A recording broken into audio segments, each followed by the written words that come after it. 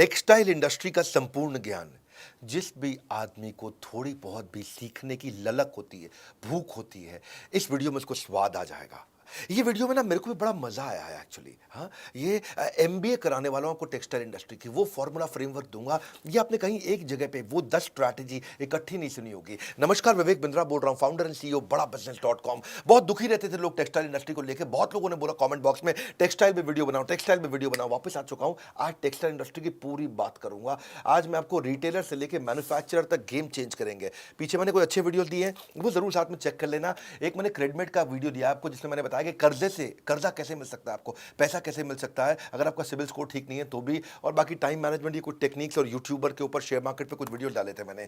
समस्याओं का समाधान, घटेगा बिजनेस में नुकसान, बढ़ाओ कस्टमर रिटेंशन, खत्म हो जाएगा कंपटीशन।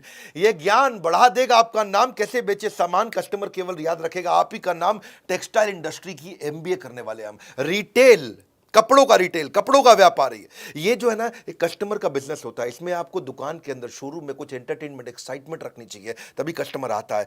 वैसे तो रिटेलर बहुत सारे हैं, लाखों रिटेलर है हमारे देश में, इतना कंपटीशन है, इतनी स्कीम, इतने डिस्काउंट, तो रिटेलर अलग से कैसे निकल के आए। कपड़ों का व्यापारी क्या करेगा, इस इंडस्ट्री में होता क्या है, इसमें कौन चाहता है, करोड़ों रुपया कैसे कमाया जा सकता है। सुनना मेरी बात को, अगर इसके अंदर जैसे खाने की इंडस्ट्री होती है ना, फूड, उसको पहले देख के खाते हैं, आंखों से खाते हैं, फिर जबान से खाते हैं। कपड़ों में भी ऐसे ही होता है। हाँ, कपड़ों में भी ऐसे ही होता है, पहले आप कपड़ों को देख करके पहनते हो मन से, उसके बाद एक्चुअली पहनते हो। हाँ, तो शोरूम आपका ऐसा होना चाहिए, कपड़े ऐसे होने चाहिए, देखने में अच्छे लगे। बड़ी ल्यूक्रेटिव इंडस्ट्री है, 10 लाख रिटेलर है आज हमारे देश के अंदर कपड़ों के। और ब्रेक इवन पॉइंट इसका बहुत ईजी है, आसानी से अचीव हो सकता है। अगर 50% एफिशिएंसी पे भी करें तो ब्रेक इवन तुरंत मिल जाता है आपको इसमें। छोटा रिटेलर भी इसमें लॉस नहीं करता, लेकिन अगर ठीक से चलाए तो। हाँ, आपका रोटी कपड़ा मकान नेसेसिटी है, रिसेशन प्रूफ बिजनेस है। थोड़ा सा भी अगर आपने चेंज होते हुए फैशन को रिस्पॉन्ड कर लिया, छा जाओगे। 10 स्ट्रैटेजी दे रहा हूं। पहला, रिटेल के अंदर सेल्स नहीं होती है। कपड़ों के शोरूम में भी सेल्स नहीं है, परचेज सेल्स है। हाँ, क्या मतलब हुआ इसका? इसमें ना सारा गेम परचेज में है। परचेज, आपको क्या ब्रांड लेना है, क्या डिजाइन लेना है, कौन सी सीजन में चलेगा, किस प्राइस का चलेगा, गेम सारा परचेज में है। जितने भी मैंने कपड़ों के शोरूम देखे हैं, वहां सारी गड़बड़ तभी होती है जब उनके पास गलत माल पड़ा होता है। रिटेलर को एग्जीबिशन जाना चाहिए, एग्जीबिशन में जाकर के स्टडी करना चाहिए मार्केट क्या ले रही है। ऐसा नहीं कि आपको जो आकर के स्कीम दे गया है, जो आपको आके मिठाई का डब्बा देगा, भैया ये कपड़े ले लो हमारे बहुत बढ़िया, ऐसे बहुत सारे एजेंट्स आएंगे बीच में, वहीं सारा गेम खराब होता है। परचेज सीख लो पहले क्या होता है, परचेज करते कैसे हैं, फैशन और रेलेवेंसी के हिसाब से, पब्लिक डिमांड, ट्रेंड्स और रेलेवेंट स्टॉक के हिसाब से हमारे को लेना है। परचेज लाइफलाइन है, बाय राइट सेल राइट। सही खरीदा आसानी से अपने आप बिक जाता है। प्रॉब्लम क्या हो जाती है, मेन मुद्दा क्या है धंधे के अंदर, जब आप गलत माल लेके रख लेते हो तो इन्वेंट्री बढ़ जाती है, माल पुराना होता है, कपड़ा पुराना होता ही फैशन बदलते बिकना बंद हो जाता है। जब बिकना बंद हुआ तो गेम ओवर हो जाता है, क्योंकि रॉन्ग बाइक आपने, आपका अनस्टोल्ड स्टॉक मतलब आपका कैश फंस गया है। इतने दिन से कपड़े पड़े हुए हैं, मक्खी मार रहे हो आप, बिक नहीं रहे हैं, कैश आपका फंस गया है। ब्रांड जल्दी बिकते हैं, फटाफट बिकते हैं, स्कीम के चक्कर में मत आना। डेड स्टॉक हो रहा है तो तुरंत निकाल दो उसको। वाई एनालिसिस करो, मेरे साथ ऐसा क्यों हो रहा है, क्या मैं गलत डिज़ाइन ले रहा हूँ, क्या मैं महंगा या बहुत सस्ता ले रहा हूँ, क्या मेरा सेल्समैन ठीक नहीं है, या मैं डिस्प्ले अच्छे से नहीं कर पा रहा। बेसिकली यही 4 प्रॉब्लम होती हैं, डिज़ाइन की, प्राइस की, सेल्समैन की और डिस्प्ले की। ये 4 चीज़ें ध्यान रखनी अपने लिए ज़रूरी है। बैड स्टॉक मत खरीदो, good stock, very good stock लेना। बैड स्टॉक मतलब जो बिकता नहीं, गुड स्टॉक मतलब जो बिक जाता है, डिमांड है, लेकिन वेरी गुड स्टॉक फट फट फट फट बिकता है। अब इसका मतलब क्या हुआ, 80-20 फॉर्मूला फिर समझो। रिटेल के धंधे में आपकी सेल्स अच्छी नहीं करनी है, परचेज अच्छी करनी है। माल वही रखो, जो माल 80% बिकता है, हाँ, ये केवल 20% तरह का माल होता है जो 80% बिक जाता है, और वही वाला 20% तरह का माल, उसको 80% भर लो अपने पास में। 80% ऑफ दैट 20% जो आपको 80% ग्रोथ देगा। ये है मेन मुद्दा इसके अंदर। हाँ, इसको बोलते हैं एबीसी एनालिसिस या एफएसएन analysis, fast moving, slow moving, non moving. जो जल्दी बिकता है उससे शोरूम भर दो, जो धीरे बिकता है उसको केवल 15-20% रखो, और जो नहीं बिकता है उसको 2-5% से ज़्यादा कभी मत रखो। यही है मेन सारा का सारा गेम। परचेज जो है ना, माल को जमा करना। परचेज मतलब जमा, दुकान में सामान लाते हो, परचेज मतलब जमा, सेल्स मतलब मजा। हाँ, जमा मजा, जितना बढ़िया सेल्स करोगे उतना मजा आएगा आपको। लेकिन क्या है, आपका अगर जब जमा राइट है तो sales becomes easy and light. When the जमा इज राइट, यानी कि purchase is right, sales becomes easy and light. But when जमा इज रॉन्ग, गलत सामान ले आए, sales delays for very long. मुद्दा यही है। व्हेन जमा is right sales becomes easy and light, when जमा is wrong sales delays for very long. अगर आपने ईबीओ खोला है वहां तो आसान है, एक्सक्लूसिव ब्रांड आउटलेट बोलते हैं, मतलब एक कंपनी का शोरूम खोल लिया है, वहाँ तो आसान है, वहाँ तो कोई कंफ्यूजन ही नहीं है। जो बड़ा ब्रांड है वो खुद ही मर्चेंडाइज ढूंढने में आपको मदद करता है, वही आपको कौन सा माल लेना है, कितना माल लेना है, इस मार्केट में क्या चलेगा, मार्केट इंटेलिजेंस देता है, प्रोडक्ट मार्केट फिट आपको बना के दे देगा। हाँ, तो वहाँ पे आपके लिए, क्योंकि अगर अच्छी सेल हो रही है तो आपके ब्रांड पे भी इंपैक्ट करेगा, तो वो खुद ही कंपनी करके दे देती है। लेकिन अगर आपका ईबीओ नहीं है, मल्टी ब्रांड आउटलेट है, तो आपको परचेज समझदारी से करनी है। दूसरा, स्टॉक आउट इज पॉइजन। देखो, जो माल ज़्यादा बिकता है ना, वो अगर स्टॉक आउट मतलब क्या होता है कि भाई सामान खत्म हो गया है, बिकने वाला माल वो खत्म हो गया है।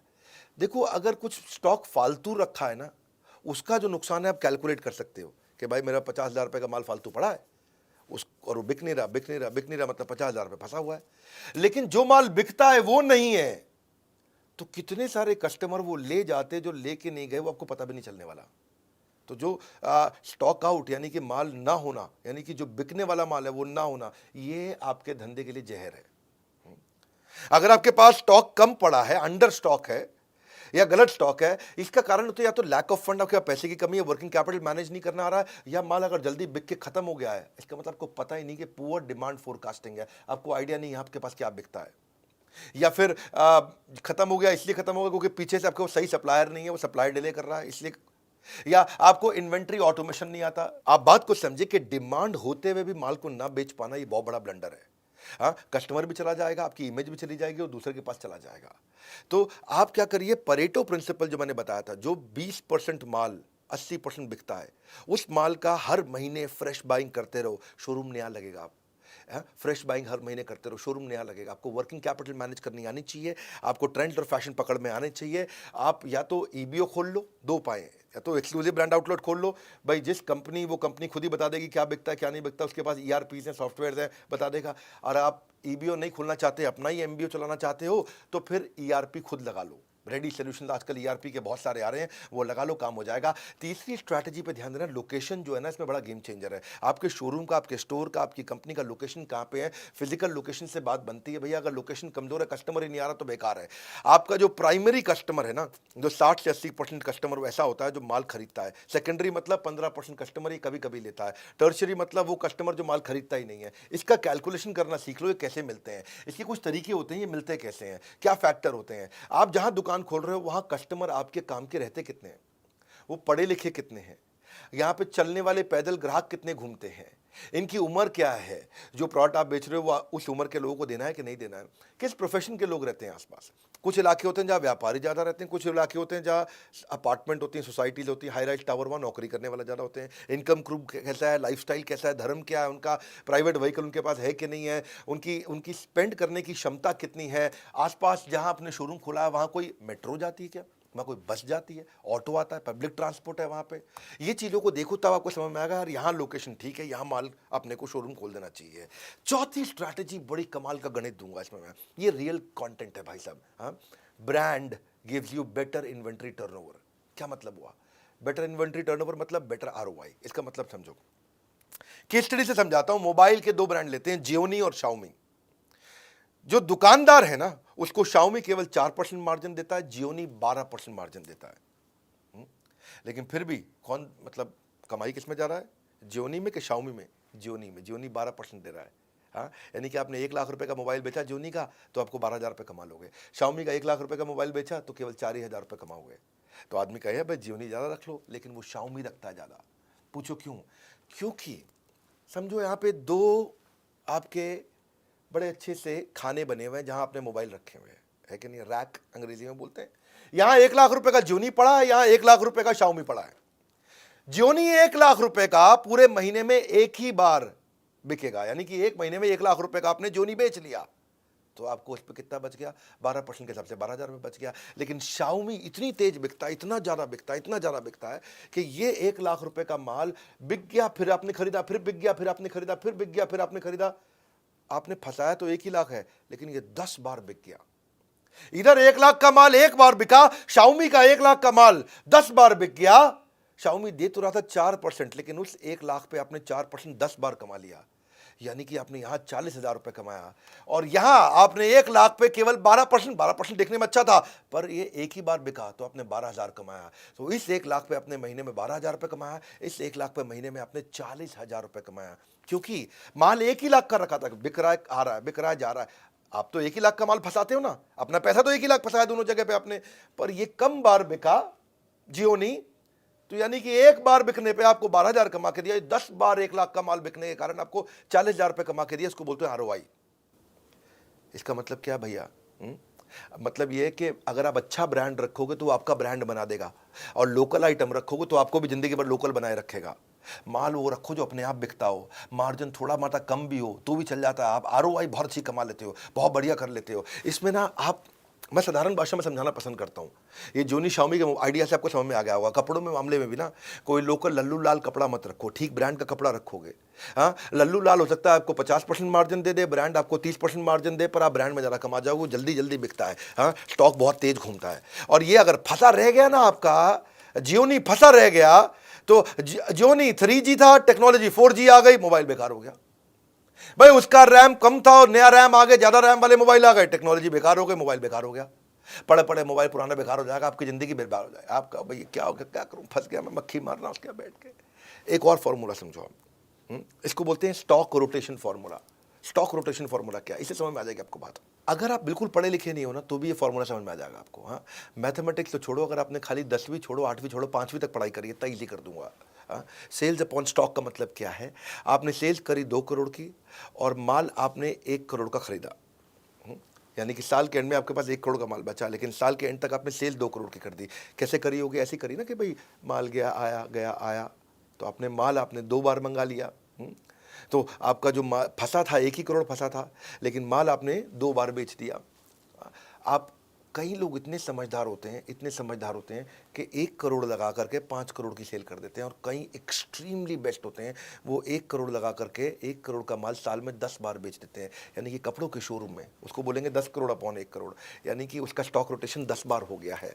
आप समझो, जो इसको ऐसे समझो भाई, कुछ दुकानदार पुराना माल पड़ा है, वो थान में लिपटा हुआ है, उस पर दाग पड़ जाते हैं, जीन्स रखते हैं, किसी लोकल शोरूम में जाओगे दुकान पे, वहाँ जीन्स जब वो खोल के निकालेगा ना, तो उसके घुटनों से जहाँ फोल्ड करी थी जीन्स, उस पर लाइन सी आ जाती है। देखिए आपने कभी कभी ब्राउन सी भूरे रंग की लाइन आ जाती है, क्योंकि माल पड़ा हुआ है, उसका स्टॉक रोटेशन नहीं हो रहा, पुराना माल पड़ा हुआ है, खराब हो गया उसका माल, है, फैशन बदल चुका है, माल पड़ा हुआ है। वही चक्कर है। आपने अगर 1 करोड़ का माल 10 बार बेच दिया तो आपका स्टॉक रोटेशन 10 है। इसको आप ऐसे समझो फॉर्मूला से आसानी से, कि 1 करोड़ का माल अगर आपने 30% मार्जिन पे साल में 1 ही बार बेचा तो आपको 30 लाख रुपए बचा। लेकिन आपने दूसरी तरफ 1 करोड़ का माल साल में 5 बार बेच दिया, जल्दी जल्दी बेच दिया, 30% की जगह खाली 20% मार्जिन कमाया, तो 20% मार्जिन आपका 1 करोड़ का होता है 20 लाख, लेकिन 5 बार बेच दिया, यानी कि 20 लाख मल्टीप्लाइड बाय 5, 1 करोड़ रुपया। यहाँ 30% मार्जिन के साथ आपने 30 लाख कमाया, 20% मार्जिन के साथ आपने 1 करोड़ कमा लिया। वो 30 लाख कमा रहा साल में, 1 करोड़ कमा रहा साल में। एक ही अमाउंट फंसाया दोनों ने, इन्वेस्टमेंट दोनों की बराबर थी, पर उसकी बेचारे की कमाई साल के एंड में 30 लाख है, इसकी कमाई साल के एंड में 1 करोड़ है। ये मजा मार रहा है। इसके लिए करना क्या हुआ है, समझ में तो आ गया आपको? 4 महीने पुराना माल खरीदी के भाव पे बेच दो। अगर कोई जीन्स लेके आए थे आप 500 रुपए की, 4 महीना हो गया है, अब 500 में बेच देना भाई। 800 900 का खाब छोड़ दो, अब 700 में मत बेचो, 500 में बेच दो, 4 महीना हो गया। लेकिन अगर 6 महीने तक सामान पड़ा रह गया कपड़ा आपके पास कोई, तो 500 की जगह 450 में बेच दो, कोई दिक्कत नहीं है। 430 में बेच दो, कोई दिक्कत नहीं है, पैसे छुट्टे हो जाएंगे। आपके पास 50,000 रुपये का माल फंसा पड़ा है ना, 50,000 का माल 40,000 रुपये निकाल दो, 40,000 रुपये हाथ में तो आएंगे। जब 40,000 हाथ में आएंगे तो नया माल लेके आओ, बहुत तेज बिकेगा, कमा के भी देगा। जब जगह खाली होगी, नया माल आएगा, नया माल जल्दी बिकेगा, जो शॉप है वो शोरूम लगने लग जाएगा अपने आप। कस्टमर के हिसाब से खरीदो भैया।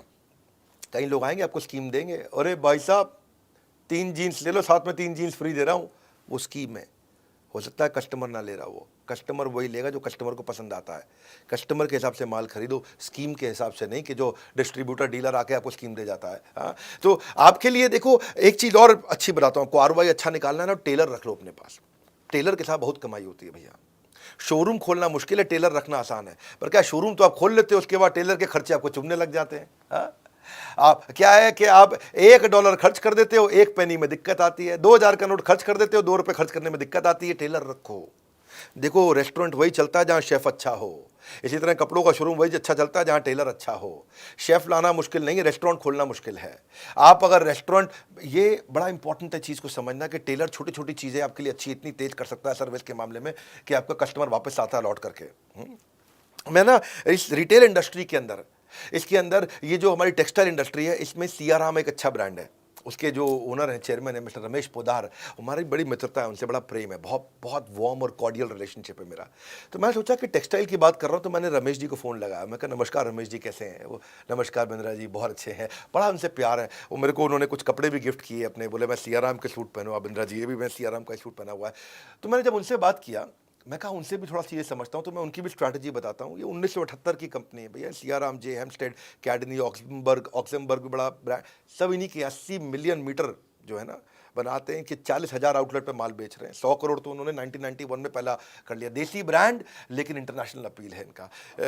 ये रिलेशन इनके साथ ऐसा है कि इन्होंने देखा कि डॉक्टर विवेक बिंद्रा बड़े वर्ल्ड रिकॉर्ड बना रहे हैं, तो इन्होंने भी रिटेलर्स के लिए एक इवेंट किया था और उसमें इन्होंने गिनीज वर्ल्ड रिकॉर्ड बनाया था। मुझे बोले कि आपसे इंस्पायर हुए, आपके देखा देखी हमने भी वर्ल्ड रिकॉर्ड बनाया। तो सियाराम के रमेश पोदार जी से एक और स्ट्रैटेजी मुझे समझ में आई, space utilization is revenue maximization. कई बार लोग शोरूम खोल लेते हैं। अब एक भाई थे हैदराबाद के, और उनका जो शोरूम था, उनका जो स्टोर था, वो 6,000 स्क्वायर फीट का था। 3,000 स्क्वायर फीट ग्राउंड फ्लोर पे, 3,000 स्क्वायर फीट फर्स्ट फ्लोर पे। तो ग्राउंड फ्लोर पे उन्होंने बना रखा शोरूम, बहुत बढ़िया, चकाचक लाइट, बहुत सुंदर, मतलब अंदर घुसो तो देख के बड़ा हो मजा आ जाता। और ऊपर उन्होंने बना दिया गोडाउन। तो रमेश भाई वहां गए, उनसे मिले, उन्हीं का रिटेलर था। तो रमेश भाई बोले, अब सियाराम के चेयरमैन है तो सामने वाला बात सुनता भी है उनकी। बोला यार तुम गलती कर रहे हो, प्राइम लोकेशन पे, हैदराबाद की सबसे महंगी रोड पे तुम्हारा ही शोरूम है, और फर्स्ट फ्लोर को तुमने बना रखा है गोडाउन। गोडाउन सस्ती जमीन पे बनाओ, तो ग्राउंड फ्लोर पे भी शोरूम कर दो, फर्स्ट फ्लोर पे भी शोरूम कर दो, स्पेस को यूटिलाइज करो। स्पेस यूटिलाइज होगा, रेवेन्यू मैक्सिमाइज होगा। वो भाई मान गया उनकी बात। वही आदमी जो नीचे ग्राउंड फ्लोर पे 8 करोड़ का टर्नओवर कर रहा था, ऊपर फर्स्ट फ्लोर खोलते ही वो 12 करोड़ पे आ गया, फिर 15 करोड़ पे आ गया। तो उन्हें बहुत धन्यवाद किया, क्योंकि जब गोडाउन बनाना था वो सस्ती जगह बनाया, खर्चा उसका बहुत कम हो गया। वरना अगर ऊपर फर्स्ट फ्लोर जो इतनी प्रीमियम लोकेशन थी, उससे फट फट फट फट तेज कमाया उन्होंने। तो स्पेस यूटिलाइजेशन जब करोगे तो उसमें देखो मैनेक्विन अच्छे से डालो, ट्रायल रूम बनाओ, शीशे लगाओ, डिस्प्ले शेल्फ अच्छे लगाओ, डिस्प्ले काउंटर बढ़ाओ। जितना अच्छे से स्पेस को यूटिलाइज करेंगे ना, उतना रेवेन्यू मैक्सिमाइज होता है आपका। अगला है छठा स्ट्रैटेजी, इफेक्टिव ट्रेनिंग, मतलब हायर कन्वर्जन। आपने शोरूम बनाया, आपके शोरूम पे आपने कितने सालों की मेहनत करी है ना, कितना पैसा लगा दिया आपने वहाँ पे, कितना कुछ कर दिया आपने, इतनी ब्रांडिंग मार्केटिंग कर दी उसकी। आज उसकी इतनी इज्जत हो गई कि रोज 100 कस्टमर आ रहे हैं वहाँ पे। अगर रोज 100 कस्टमर आ रहे हैं और आपका सेल्समैन इतना कमजोर है कि 100 में से खाली 20 को माल बेच पाता है, 100 में से वो 20 को माल बेच पाता है, क्योंकि उसकी ट्रेनिंग अच्छी नहीं हुई। अगर उसकी ट्रेनिंग अच्छी कर दें, वो 100 में से 40 को माल बेच दे, तो आपका टर्नओवर एकदम डबल हो जाएगा। हाँ, कस्टमर लाने पे आप खर्चा कर चुके हो, पर उसकी ट्रेनिंग नहीं करी आपने। ये छोटे छोटे खर्चे होते हैं। प्रोफेशनलिज्म बढ़ाइए। हाँ, प्रोफेशनल्स को लाइए, उनको उतना प्रेम दीजिए कि वो फैमिली हो जाएं। फैमिली को लाइए, उनको उतना ट्रेनिंग दीजिए कि वो प्रोफेशनल हो जाएं। दो बातें हैं कि आप जब किसी एम्प्लॉय को हायर करते हो, उसको इतना प्रेम दो प्रोफेशनल आदमी को कि वो फैमिली जैसा हो जाए, और खुद के जो परिवार वाले हैं उनको इतना ट्रेनिंग दे दो कि वो प्रोफेशनल्स की तरह काम करना शुरू कर दें। मजा आएगा। उसके बाद ट्रेनिंग का कल्चर बना दो। यंगस्टर्स को बहुत दिक्कत आती है, उनके लिए बड़ा आसान हो जाएगा। डेटा ड्रिवन अप्रोच रखो, मेजरेबल गोल रखो, नहीं तो एवरीथिंग गोल गोल हो जाएगा। अगर मेजरेबल गोल नहीं होगा तो एवरीथिंग गोल गोल। गोल गोल चाहिए या बड़ा जबरदस्त वाला गोल चाहिए। अपने मैनेजर को, स्टोर कीपर को, सेल्समैन को, कस्टमर सर्विस एग्जीक्यूटिव को, शॉप फ्लोर सबको बढ़िया ट्रेनिंग दो। इसको सारे रिटेलर्स के आप पहुंचा देना, जितने भी भैया अपने टेक्सटाइल वाले हैं। गेम चेंजर वीडियो में कुछ ऐसे ऐसे फॉर्मूला दूंगा आपको मैं। तो सेल्समैन ना बड़ा इंपॉर्टेंट टच पॉइंट होता है। 10 में से 2 कस्टमर को माल बेच पा रहा था, वो 10 में से 4 को बेचना शुरू हो गया। अच्छी ट्रेनिंग दे दी आपने तो टर्नओवर डबल हो गया आपका। तो आपका जो शॉप फ्लोर है वो बहुत इंपॉर्टेंट एरिया है। उसको आप फीचर वर्सेस बेनिफिट की ट्रेनिंग दो। भाई कपड़ों का फीचर मत बताओ, बेनिफिट बताओ उसको। प्रोडक्ट की origin, history, accessories, catalogue, prices, कपड़ों के डिफरेंट साइजेज, यूके का साइज ये है, यूएस का साइज ये है, मेन का साइज ये है, वुमेन का साइज ये है। फैब्रिक का उसको एक्सपीरियंस हो जाना चाहिए। कॉम्पिटिटर क्या प्रोडक्ट बेच रहा है, कॉम्पिटिटिव एडवांटेज क्या, उसको समझ में आ जाना चाहिए। एटिकेट्स के साथ बात करें, रैपो बिल्डिंग, रिलेशनशिप बना करके माल बेचे, कस्टमर के बाइंग बिहेवियर को पहचाने। डिफिकल्ट गुस्से वाला कस्टमर आ गया, एकदम चिड़ा हुआ, नक चढ़ा, ऐसे वाला भी होते हैं ना कहीं। हाँ, उसके साथ भी बड़ा कैसे वो डील करे, उसको कैसे समझाए और कैसे फॉलो अप करे, रेफरल कैसे ले, सेल्स को क्वालिफाई करे, प्रोफेशनल एथिक्स और एटिकेट उसको समझ में आ जाए, क्रॉस सेल अपसेल कर सके, है कि नहीं है। क्रॉस सेल अपसेल क्या होता है कि वो अगर कोट खरीदने आया तो अंदर के लिए शर्ट भी बेच दी साथ में। हाँ, अगर वो ट्राउजर लेने आया है तो ट्राउजर के साथ में अपने सॉक्स भी बेच दिए उसको। आपने अगर वो स्कर्ट लेने आई है तो अपने साथ में टॉप भी बेच दिया उसको। हाँ, तो इसको क्रॉस सेलिंग। अप सेलिंग क्या है, अगर वो 2000 वाला ले रहा है तो उसको 2000 की जगह 3000 वाला माल बेच दिया। एस्पिरेशनल सेलिंग कर दिया। कस्टमर का मन कैसे मोह ले ताकि सेल्स अपने आप ही हो ले। हाँ, कस्टमर का मन कैसे मोह ले, सेल्स अपने आप ही हो ले, इससे आपका आरओआई निकल के आएगा, गेम चेंजर है। सातवीं strategy, keep an I on KPI. KPI मतलब की परफॉर्मेंस इंडिकेटर। कुछ फॉर्मूलाज रखने चाहिए अपने स्टाफ के साथ, अपने ऊपर भी रख सकते हो। बेटा झूठ बोल सकता है, डेटा झूठ नहीं बोल सकता। फॉर्मूला क्या है आपको पता है, भैया मैं गैस नहीं देता, मैं ये नहीं बोल रहा जॉन लगा दो, मेहनत कर लो, खून पसीना एक कर लो, एड़ी चोटी का जोर लगा दो, ये सब बोल रहा हूं क्या मैं? फालतू मोटिवेशन नहीं मेरे भाई, रियल फॉर्मूला। बिजनेस के मामले में डॉक्टर विवेक बिंद्रा के चैनल पे आ जाओ, बड़ा बिजनेस, बस बस बस इतना ही। केपीआई मतलब डेटा ड्रिवन काम करना। कैसे करना है आपको? डेटा ड्रिवन का मतलब है जैसे ना आप कुछ फॉर्मूला चेक करो, प्रॉफिट पर स्क्वायर फीट।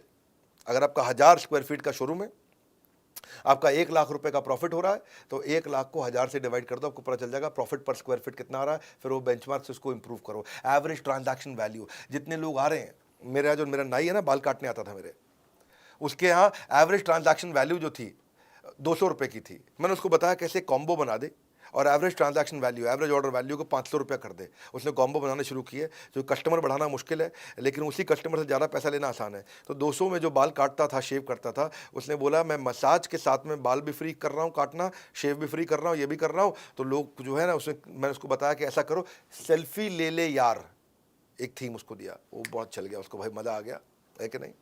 लोगों ने वो 200 की जगह 500 का माल लेना शुरू कर दिया। इसको बोलते हैं एवरेज ट्रांजैक्शन वैल्यू। हाँ, ऐसे ही आप लीड कन्वर्जन, कि भाई जितना कस्टमर आ रहा है कितने को बेच पा रहा है, पिछले महीने से ज़्यादा रेवेन्यू करके देखा, ये भी केपीआई हो गया, की performance indicator. Upsell cross sell कितना कर रहा है। हाँ, एवरेज सेल्स साइकिल टाइम, मतलब ये कस्टमर को कितनी देर में बेचता है। हाँ, कई सेल्समैन होते हैं, वो उसके पास कस्टमर आया 15 मिनट में बेच देते हैं। कई सेल्समैन होते हैं, उसके पास कस्टमर आया 1 घंटा सब खोल के बैठ जाता है, ये भी देख लो, ये भी देख लो, ये भी देख लो। कस्टमर कंफ्यूज, गोल चक्कर होता रहता है। साइड में अमेजोन खोलता है और वो अपनी मम्मी को बोले मम्मी यहाँ से ले लेंगे, माल भी नहीं बिकता, है कि नहीं है। और बिकता भी तो ये 1.5 घंटे बाद जाके बिकता है। इसको क्या बोलते हैं, एवरेज हैंडलिंग टाइम, AHT।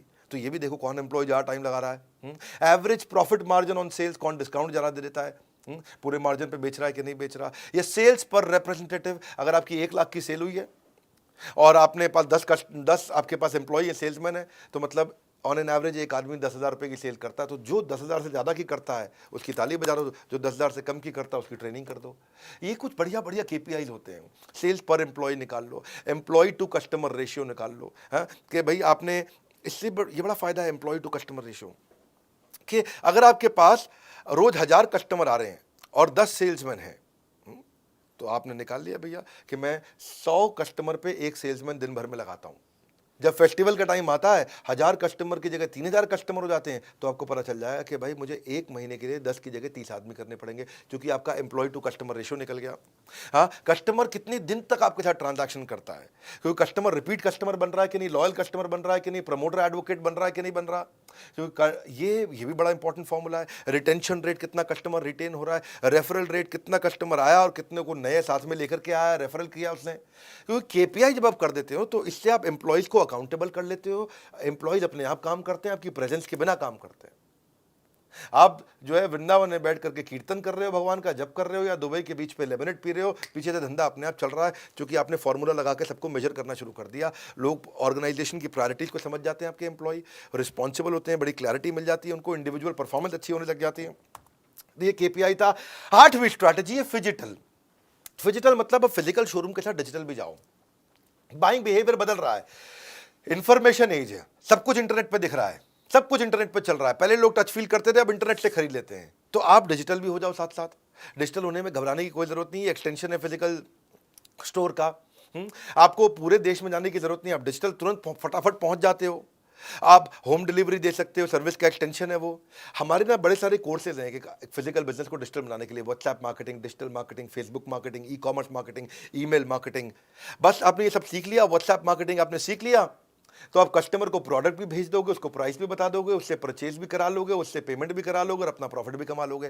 बड़ा आसान है, तो वो मुश्किल नहीं है। आपके प्रोडक्ट में आएगी विजिबिलिटी, जैसे प्रोडक्ट की डिजिटल बढ़ेगी विजिबिलिटी, आपके धंधे में आ जाएगी स्केलेबिलिटी।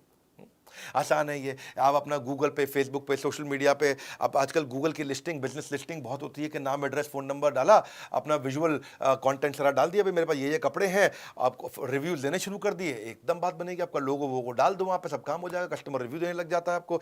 इससे आपको लीड्स मिलेगी, विजिबिलिटी मिलेगी, डिस्प्ले मिलेगा, बहुत अच्छा है ये। आपके मार्जिन अपने आप बढ़ जाते हैं, बीच में सारे इंटरमीडिएरी खत्म हो गए, इसको कमीशन दो, उसको कमीशन दो, कुछ नहीं, सीधा कस्टमर को माल बेचो, 365 दिन आप बेच सकते हो, क्योंकि इंटरनेट तो आपका रात को भी चलता है, दिन में भी चलता है।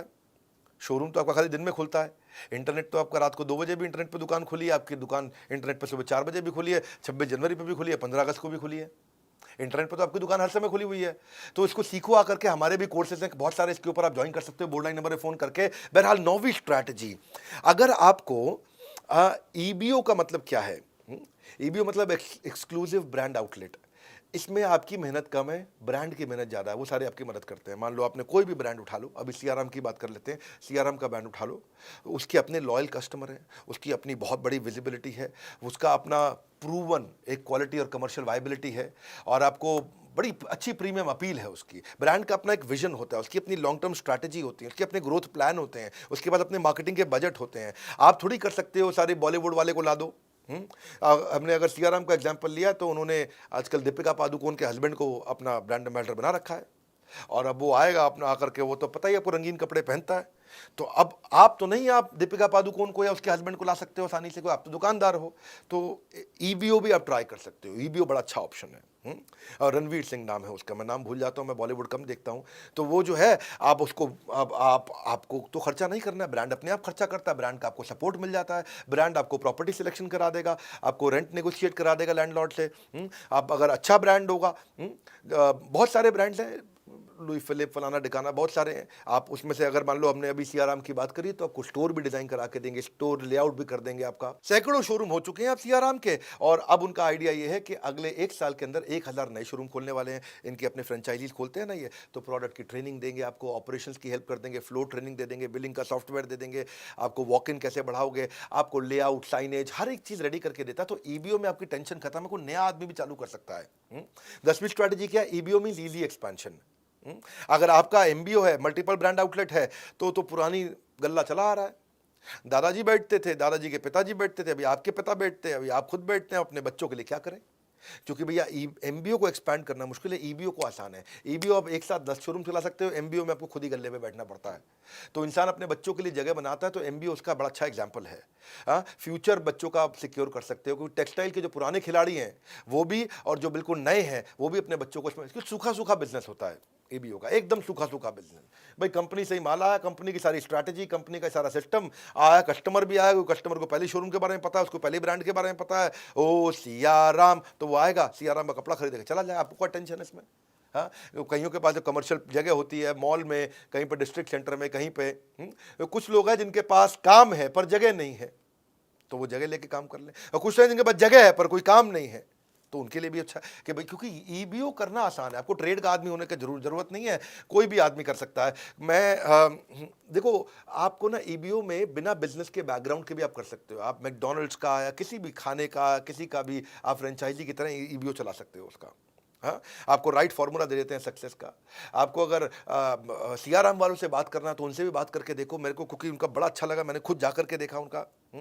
बहरहाल, ये बहुत सारे आज आपको फॉर्मूलाज मैंने दिए, आपको बहुत सारे फ्रेमवर्क दिए, आपको मैंने ये एमबीए कराई मैंने आपको टेक्सटाइल इंडस्ट्री में। आप इस वीडियो को दोबारा देखना, क्योंकि लंबा वीडियो है, इसमें बहुत काम की चीज़ें, नोट्स बनाए कि नहीं बनाए। और अगर आप डिस्ट्रीब्यूटर हो, तो आप मैन्युफैक्चरर हो, रिटेलर को आप भेजो वीडियो, होलसेलर को वीडियो भेजो, ये कोई भी फ्रेंचाइजी वीडियो को भेजो, सबको आगे बढ़ाना जरूरी है, इसलिए शेयर करना भी बहुत जरूरी है। बहुत काम का वीडियो है। और अगर आप भी बिजनेस में ग्रो करना चाहते हो, ऐसी सारी स्ट्रैटेजी सीखना चाहते हो, अपने ब्रांड को बहुत बड़ा करना चाहते हो, मेरा मोस्ट सॉट आफ्टर कंटेंट आ चुका, लीडरशिप फनल। ये वो कंटेंट है जहां कोई गैस नहीं है, ये थोड़ा प्रीमियम है, इसमें खाली 300 सीट होती है। एक हम 5 स्टार, 6 स्टार, 7 स्टार होटल में करते हैं इसको, एयरपोर्ट के पास करते हैं, जहां पे हम लोग बहुत, केवल 300 सीट, राइट सीधा क्वेश्चन आंसर वहीं पे टक टक टक टक टक टक। रियल कंटेंट, आपका पहले ट्रेनिंग नीड एनालिसिस कर लेते हैं, आपका पहले ही मैं पूरा कच्चा चिट्ठा पढ़ लेता हूँ, क्योंकि आपसे हम फॉर्म भरवा लेते हैं पहले, आपके बिजनेस को समझ के आता हूँ, आपके क्वेश्चंस को रेडी करके आता हूँ मैं पहले से ही। आपको real life example, case study देते हैं, एग्जीक्यूटिबल स्ट्रैटेजी देते हैं और एक गेम चेंजिंग कोचिंग डायरी देते हैं। ये प्रीमियम कोचिंग डायरी है, कहीं नहीं मिलती है, ये केवल उस प्रोग्राम में मिलती है। हाँ, वीकली असाइनमेंट रहते हैं, उसके बाद कोच आपको वीकली असाइनमेंट फोन कर करके कराएगा, असाइनमेंट करो भाई साहब, आप नहीं करोगे दूसरे नंबर से करेगा फोन। असाइनमेंट क्यों नहीं किया आपने अभी तक? तो हैंड होल्डिंग सपोर्ट है, leadership funnel game changer programme है, लोग कसमें खाते हैं इसकी, इसलिए अभी तुरंत अगला बैच आ गया है, आप फटाफट पता कर लो, सीट खत्म ना हो जाए। लीडरशिप फनल में आपको लाइफ टाइम मेंबरशिप भी हम फ्री दे रहे हैं, और इस वीडियो को सारे रिटेलर्स तक पहुंचाओ, पता नहीं फ्री कंटेंट से किसकी कितनी मदद हो जाए। बड़े गेम चेंजिंग इसमें स्ट्रैटेजीज है। हमारे साथ जुड़े रहने के लिए, इस वीडियो को शेयर करने के लिए, लीडरशिप फनल के लिए फोन करके पता लगाने के लिए आप सबका हृदय की गहराई से प्रेम पूर्वक बहुत बहुत